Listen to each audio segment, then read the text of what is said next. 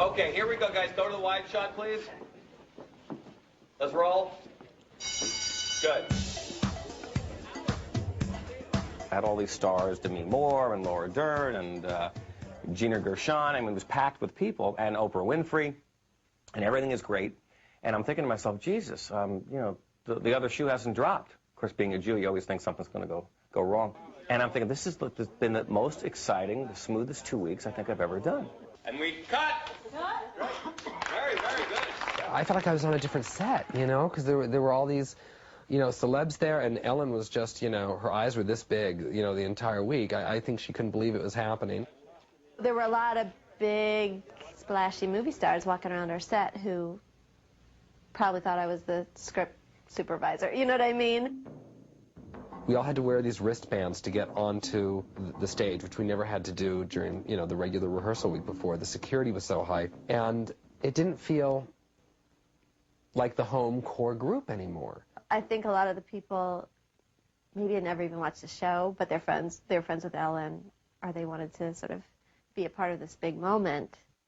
I think we were maybe a little bit selfish and wanting it, you know, to be our episode with her coming out, you know, but it was what it was, and it had to be that, because it wasn't just ours, it was, you know, it was the world's. I think emotionally, the most difficult scene to rehearse was when Ellen said that she was gay, because literally every time we rehearsed that, she burst into tears. Oh, I would just go over with Kleenex and just blot her and then have to fix the foundation and stuff. But I'm looking through tears of my own eyes, and we would just laugh because I'm holding a tissue for her and I'm holding a tissue for myself to do it. And, you know, it was just like, you know, I couldn't even look at her without feeling this emotion and everything. So I would touch her up and she would go through the scene again and she'd get to that point and it would just come up again. And, I mean, I still watch the show and cry every time that part comes up. It was pretty exciting to finally do it, and also, you know, say the words, I'm gay.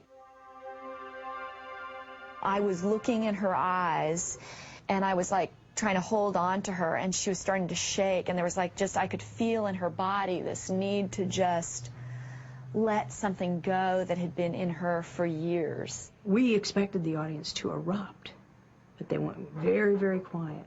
And she said, I'm gay. And there was kind of a silence for a second. And then, boom! The audience went insane. I mean, it was 2 minutes or 3 minutes of them screaming.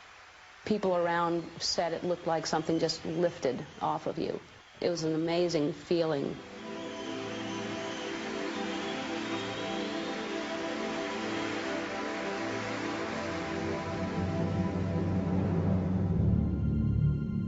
I mean, literally, as soon as we finished shooting the last scene, they ran everybody out of the studio because there was a bomb threat called in.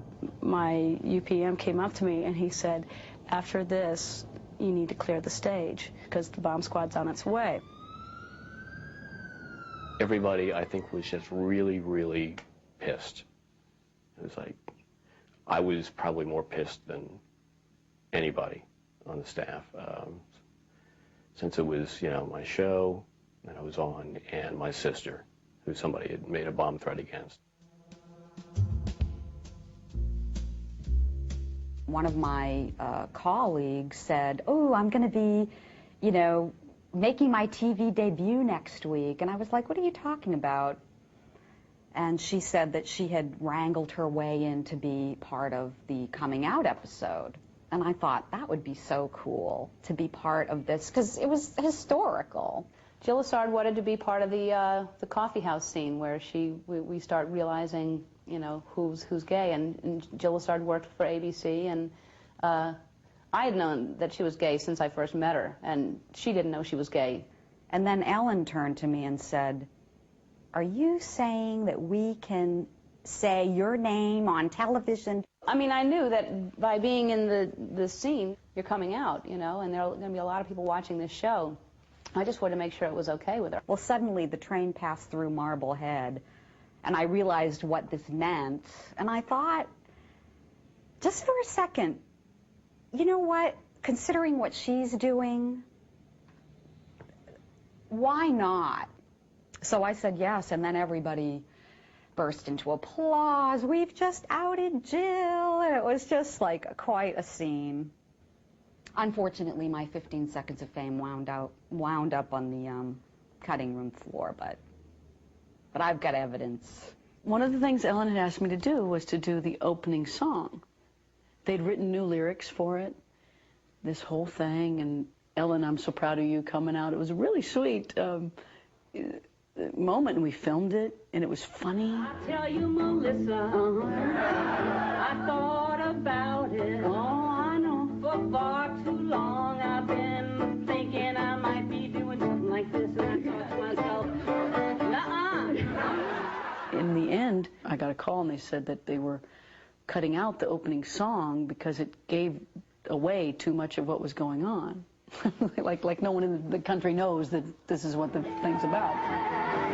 It didn't hurt you. It did not hurt me. It didn't hurt Katie. It did not hurt Katie. It didn't hurt Martina. It did not hurt Martina. That's all that's done it.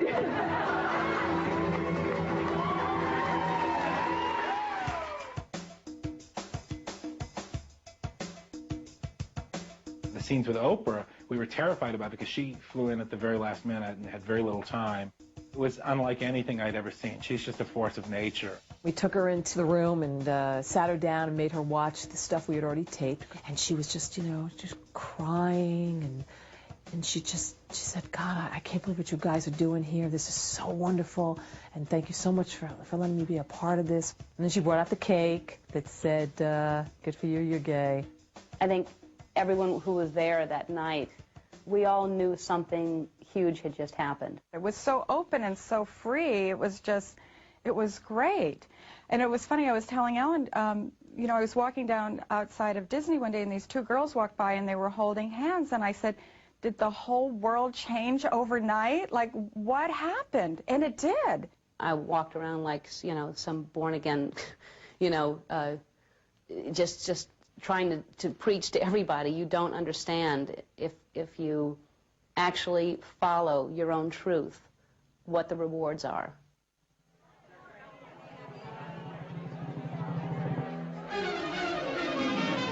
The annual Vanity Fair Oscar party always brings out Hollywood's biggest celebrities. In a night of party hopping, this is the place to see and be seen. It was Oscar night. Looked across the room, saw this angel, and literally everything in the room disappeared when I saw her. My whole body started becoming air, and the room cleared out, and everything went dim except for this bright light of Ellen. And the next thing I knew, she was standing in front of me. And I had my hands on her thighs, which I just met her. As I was trying to write her number on a napkin on her breast, she was like looking down going, there's a reporter standing, and I'm going, yeah, so? They came home together, and so I heard the limo come up, and the dogs did too, so I thought, well, I better take them outside again, thinking it was just Ellen coming home, and so I threw on an old robe, and I'm out in the yard with the dogs, and I look up, and there they are in the window with Ellen and this person I didn't know, and so they came outside, and I met Ann right then. After we went home, met Mom, made love for 17 hours, and then opened our eyes afterwards, and she said, what are you thinking? I said, I'm thinking I love you. And she joked, well, why don't you marry me then? So I got them some mugs and some glassware and things. Because, a lot of people give them gifts, so they thought, well, they might as well get, register and get what they want. Other couples are able to register. They registered. We call them the twins because they look so much alike. And she's wonderful. By me being honest with myself and just really being completely happy with myself, not needing it from somebody else, I get perfection. I got An angel.